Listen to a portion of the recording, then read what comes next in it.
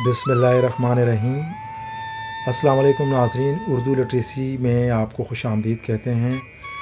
आज की वीडियो में कहानी का उन्वान है एक कौवा और लोमड़ी। तो कहानी का आगाज़ करते हैं। एक दफ़ा एक कौवा जंगल में भूखा प्यासा दरख्त पर बैठा था। वो इधर उधर देख रहा था कि हो सकता है कहीं उसको खाने की चीज़ मिल जाए। वो उड़ने लगा और आखिरकार उसको एक पनीर का टुकड़ा मिला। वो बहुत खुश था।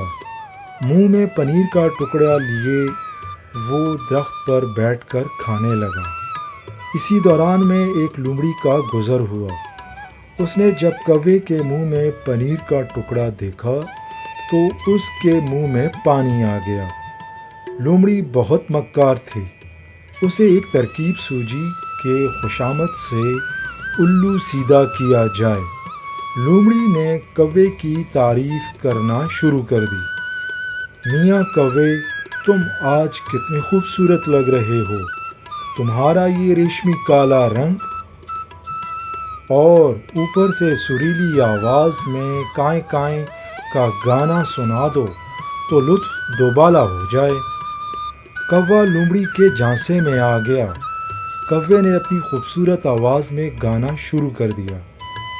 कौवे ने जैसे ही गाना गाने के लिए मुंह खोला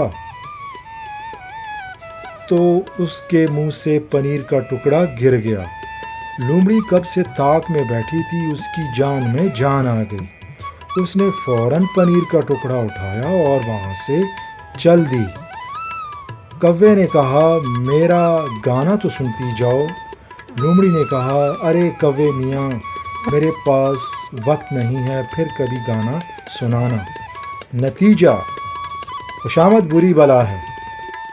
जी तो प्यारे बच्चों, आपने कहानी सुनी।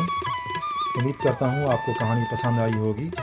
इस कहानी में कुछ मुहावरात और सिफ़ का इस्तेमाल हुआ है। आपने उसकी निशानदेही करनी है।